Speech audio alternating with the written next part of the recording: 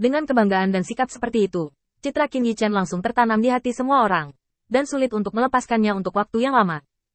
Lucy meletakkan tangannya tanpa daya, melihat posisi Qin Yichen dengan mata penuh pembantaian, dan menghela nafas. Kamu rubah tua. Kapan aku akan menendang pantatmu?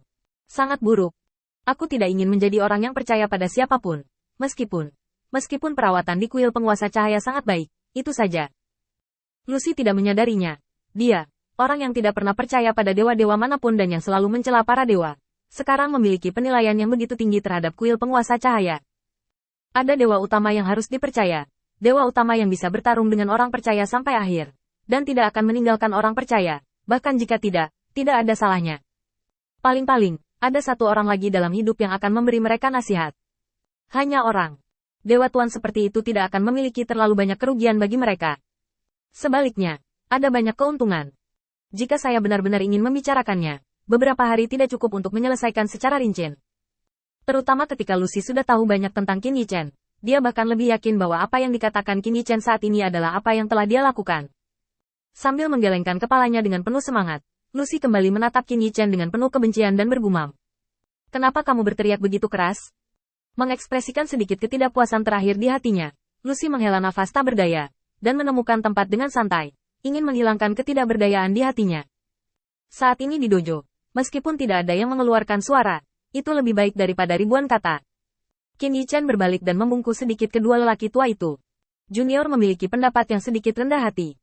Saya juga berharap kedua Haihan akan berbicara dengan dua senior setelah saya menyelesaikan hal-hal sepele yang perlu ditangani di sini. Pria tua berjubah putih itu menghela nafas tak berdaya. Benar saja, dia adalah pemuda yang berbakat, dan kata-katanya tidak mencengangkan. Tetapi lelaki tua itu juga berpikir bahwa dia dapat mendengarkannya dan datang ke pintu lain hari. Orang tua itu pasti akan menunggu kedatangan Tuhan. Dari cahaya, pria tua berjubah hitam di samping hanya melambaikan lengan bajunya, bangkit dan pergi tanpa mengucapkan sepatah kata pun. Qin Yichen sepertinya memperhatikan sesuatu dalam tindakan lelaki tua berjubah hitam itu. Dia tersenyum ringan dan berbalik. Tentu saja Qin Yichen tahu bahwa kata-kata di dojo tidak akan dibantah dan menjadi sasaran siapapun di luar dojo. Intinya, ini hanya omong kosong. Yang perlu dia lihat adalah apakah yang dia katakan menyentuh kepentingan orang-orang itu, atau dengan kata lain, melanggar aturan mereka. Sejauh yang telah dipelajari Qin Yichen, Mahkamah Agung sendiri telah ada sejak lama. Tidak ada 100 kursi baru, dan hanya geng asli orang tua yang berurusan dengan hal-hal sepele di negeri dongeng. Sama sekali tidak mungkin untuk mengatakan bahwa mereka tidak meninggalkan sarana apapun di Gunung Fengming ini. Selama Anda memberikan bimbingan yang salah di tempat yang salah, semuanya akan berkembang ke arah yang salah, untuk mencapai hasil yang tidak ada yang lulus ujian Gunung Fengming. Sekarang sepertinya lelaki tua berjubah hitam dan lelaki tua berjubah putih itu mungkin tahu beberapa berita. Itu hanya kata-kata lelaki tua berjubah putih, dengan sedikit jebakan. Bahkan jika tidak ada alasan seperti itu di dalamnya, Qin Yichen tidak akan pernah memiliki hubungan yang mendalam dengan lelaki tua berjubah putih itu. Seseorang yang penuh dengan kebajikan dan moralitas, hanya duduk di sini untuk mendiskusikan Tao daripada mempraktikkannya, ada masalah dalam dirinya sendiri. Secara komparatif, kepribadian pria tua berjubah hitam yang menyegarkan lebih mungkin untuk menjelaskan kebenaran kepada Qin Yichen. Dengan kepergian Qin Yichen, kali ini diskusi di dojo berakhir dengan tiba-tiba.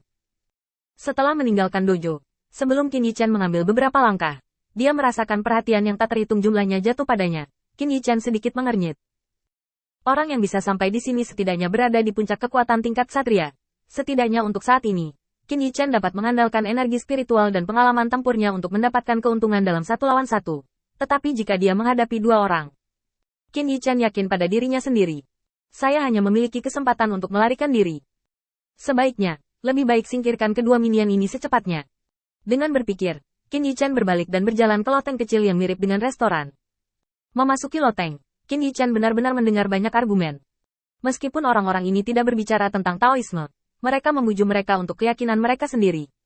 Yang lain, dan yang paling mereka sebutkan adalah binatang roh, sebuah kata yang tidak asing bagi Qin Yichen.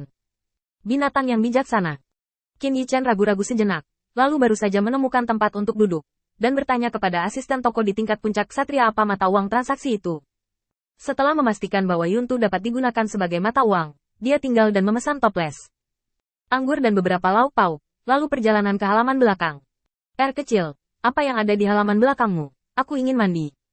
Asisten toko memandang Qin Yichen dengan curiga. Itu bisa dibersihkan dalam satu pikiran. Mengapa begitu merepotkan? Qin Yichen tertawa dan menggelengkan kepalanya. Itulah yang tidak kamu mengerti. Meskipun kehidupan manusia tidak diperlukan, itu adalah cara yang baik untuk bersantai. Lagi pula, berendam di air agak tidak senonoh. Bukankah ini mencari tempat yang nyaman untuk diambil? Berenang. Mengatakan itu, Qin Yichen mengeluarkan 2 potong tanah awan dan meletakkannya di atas meja. Bantu aku membuatnya lebih mudah. Asisten toko mengangkat sudut mulutnya sedikit untuk tangan murah hati Qin Yichen. Kamu masih tamu paling menyenangkan yang pernah kulihat. Kebetulan ada ruang utilitas. Kamu bisa pergi ke sana jika tidak keberatan. Qin Yichen mengucapkan terima kasih berulang kali, dan kemudian mengikuti penjaga toko ke belakang loteng. Di ruangan berdebu, penjaga toko dengan hangat memperkenalkannya. Bagaimana pendapatmu tentang tempat ini? Jika menurutmu tidak apa-apa, aku akan membantumu membersihkan debu di sini. Qin Yichen dengan cepat berterima kasih padanya. Dari tindakan penjaga toko, Qin Yichen melihat sesuatu yang berbeda. Saat penjaga toko menjentikkan jarinya untuk membersihkan ruangan, Qin Yichen melambaikan tangannya, dan awan air muncul dari udara tipis. Qin Yichen melepas pakaiannya dan melompat ke dalamnya. Tengah. Kali ini, aura terkondensasi menjadi air, dan Qin Yichen dengan hati-hati merasakan kecepatan pemulihan aura. Tidak seperti yang diharapkan oleh Qin Yichen, itu sangat lambat. Dibandingkan dengan kecepatan pemulihan nyata Qin Yichen, itu hanya 10% dari kecepatan pemulihan. Setelah memadatkan sedikit keyakinan, Qin Yichen mengerutkan kening. Setelah memasuki tempat ini, kecepatan pemulihan kekuatan iman bisa disebut kecepatan kura-kura, yang lambat ke alam. Jelas, tinggal di sini. Setiap kekuatan sangat berharga. Tidak heran asisten toko mengatakan bahwa Qin Yichen tahu bagaimana menikmati dirinya sendiri. Jika dia menggunakan kekuatan iman untuk memadatkannya, itu akan memakan waktu setidaknya 1 hari untuk memulihkan kekuatan yang dihabiskan. Sebagai tanggapan, Qin Yichen juga menggelengkan kepalanya. Untungnya, saya mengambil keuntungan dari 2 sistem kultivasi. Kalau tidak saya akan menggali lubang besar untuk diri saya sendiri kali ini. Saat Qin Yichen menyelam ke dalam air, sedikit riak yang berbeda muncul di gelombang air.